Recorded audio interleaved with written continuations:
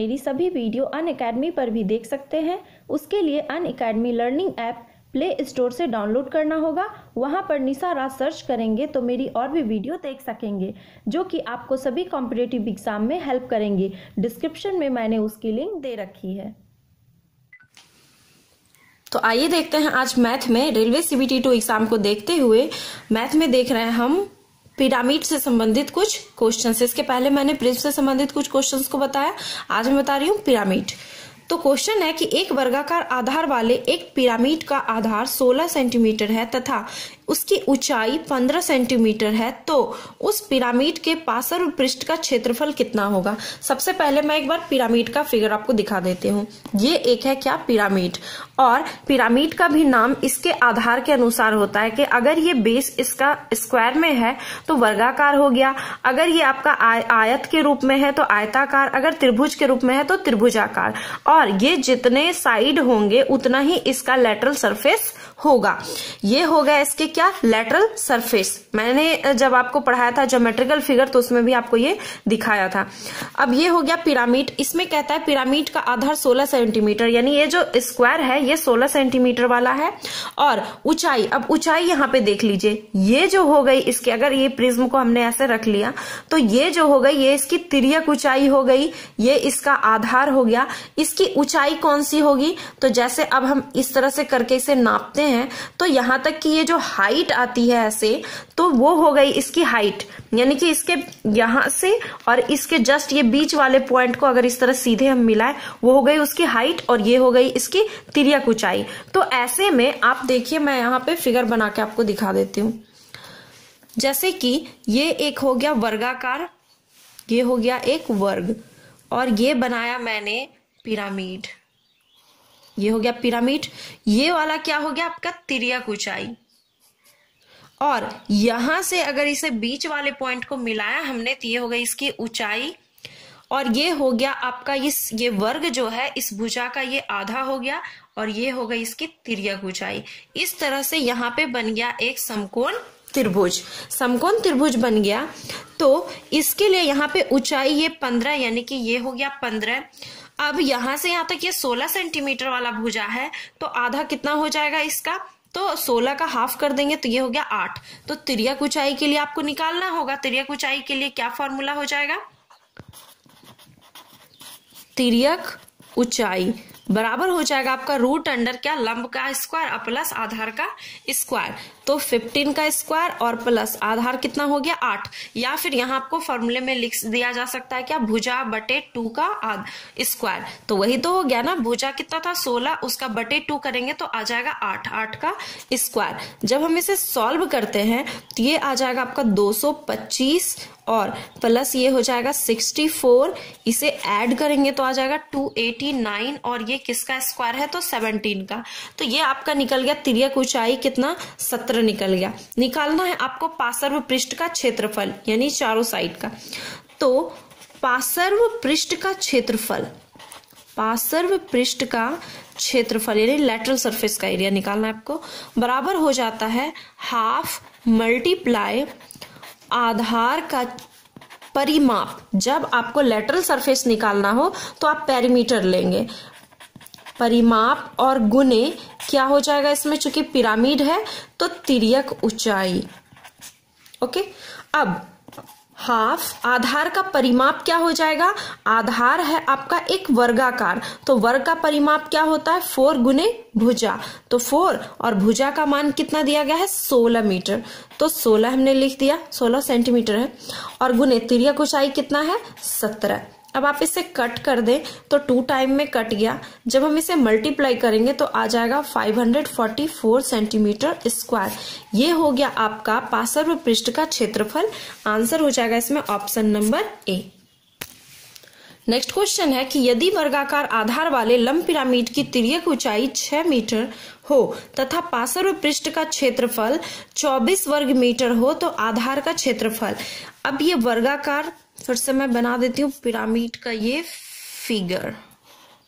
अब तिर्यक ऊंचाई यानी कि ये तिर्यक ऊंचाई आपका दिया गया है कितना 6 मीटर, और पार्श्व पृष्ठ का क्षेत्रफल, यानी कि ये चारों जो पार्श्व पृष्ठ है लेटरल सरफेस आपका, उसका एरिया दिया गया 24। तो पूछा गया आधार का क्षेत्रफल। आधार का क्षेत्रफल आप तभी निकाल सकते हैं जब आपको मालूम हो ये वर्ग की भुजा। तो देखिए कैसे निकालते हैं। पार्श्व पृष्ठ का क्षेत्रफल आपको दिया गया है। पार्श्व पृष्ठ का क्षेत्रफल बराबर क्या होता है, हाफ मल्टीप्लाई आधार का परिमाप और गुना क्या होता है, तिर्यक ऊंचाई। पार्श्व पृष्ठ का क्षेत्रफल 24 दिया गया है, हाफ मल्टीप्लाई आधार का परिमाप क्या होता है 4 इंटू भुजा। भुजा आपका दिया नहीं है, ये आपको निकालना है, और गुने तिर्यक ऊंचाई दे दिया गया है 6। अब 6 और गुने 4 करेंगे तो कितना आ जाएगा 24। तो ये हो गया कट और ये कट। ए का मान कितना आ गया 2, भुजा का मान आ गया, और कहता है आधार का क्षेत्रफल। आधार का आपको एक भुजा पता चल गया जो कि वर्गाकार है, तो वर्ग का क्षेत्रफल क्या होता है भुजा का स्क्वायर, यानी 2 का स्क्वायर कर दिया हमने, तो 4 सेंटीमीटर स्क्वायर आ गया answer option number A. Next question है कि यदि वर्गाकार आधार वाले एक पिरामिड का आधार 8 सेंटीमीटर भुजा का एक वर्ग है तथा उसकी ऊंचाई 24 सेंटीमीटर है, तो पिरामिड के पार्श्व पृष्ठ का क्षेत्रफल। अब पार्श्व पृष्ठ का क्षेत्रफल के लिए क्या जरूरी है, तिर्यक ऊंचाई, जो कि आपको दिया नहीं गया है। मैंने हालांकि अभी बताया आपको, बट फिर से आप देख लीजिए इसे। ये हो गई इसकी तिर्यक ऊंचाई जो कि मालूम नहीं है, और ये हो गई उसकी हाइट दे रखा है कितना 24, और ये हो गया वर्ग के भुजा का आधा। तो ये इस तरह से बन गया समकोण त्रिभुज। ये हो गया आपका 24, और आधार क्या है आपका पिरामिड का आधार 8 सेंटीमीटर भुजा का एक वर्ग है, यानी ये अगर 8 है तो इसका आधा कितना हो जाएगा ये 4। तो आपको निकालना है तिर्यक ऊंचाई। तो तिर्यक ऊंचाई बराबर क्या होता है फॉर्मूला आपका, ये हो जाएगा लंब का स्क्वायर, और जोड़ इसमें क्या है, इसके लिए आधार क्या है 4, इसका स्क्वायर, तो 24 का स्क्वायर और प्लस हो जाएगा 4 का स्क्वायर। जब आप इसे सॉल्व करते हैं तो ये आ जाएगा 576 और प्लस ये हो जाएगा 16। अब इसे ऐड करेंगे तो कितना हो जाएगा 592। अब 592 हालांकि किसी का स्क्वायर नहीं होता है, तो हम इसे अभी यूं ही छोड़ रहे हैं, ओके।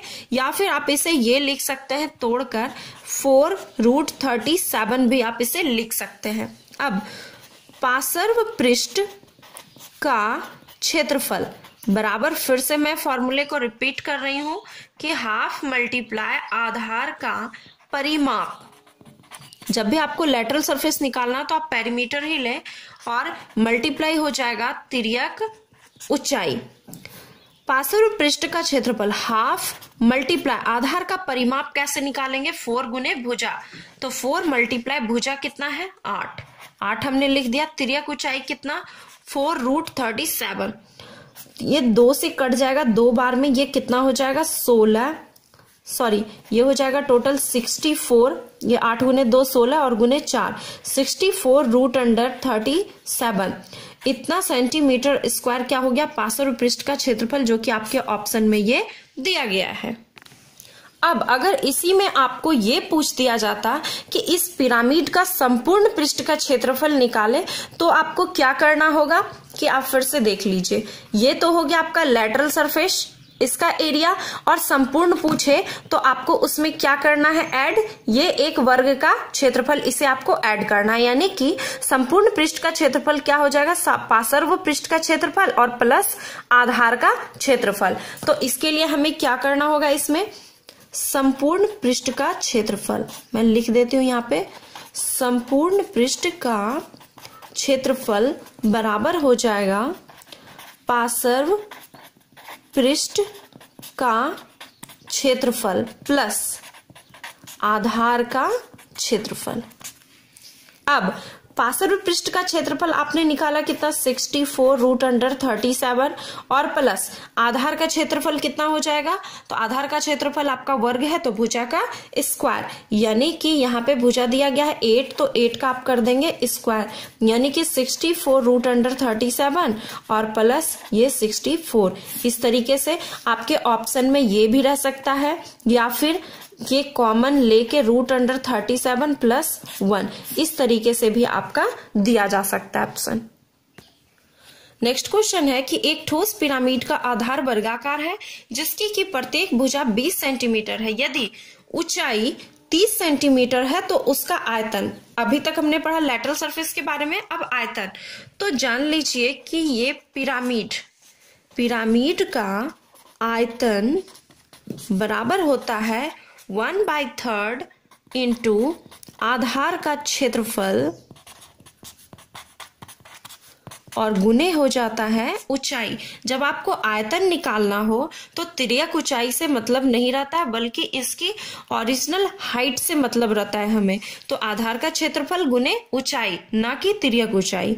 अब 1/3 किया हमने, आधार क्या है, एक वर्गाकार है और जिसकी प्रत्येक भुजा है 20, तो इसका क्षेत्रफल कितना हो जाएगा, भुजा का स्क्वायर, यानी कि 20 गुने 20 और गुने इसकी हाइट कितनी दे रखी है 30।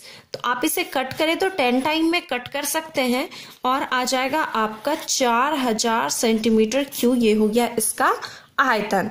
आई थिंक कि आपको वीडियो पसंद आया होगा, तो प्लीज कमेंट कीजिए कि आपको ये वीडियो कैसा लगा और कुछ क्वेश्चंस करना चाहते हैं या फिर आपको बिल्कुल स्टार्टिंग से मेंस्ट्रुएशन पढ़ना है तो उसके लिए भी प्लीज कमेंट करें एंड देखते रहिए मेरे इस चैनल को। धन्यवाद।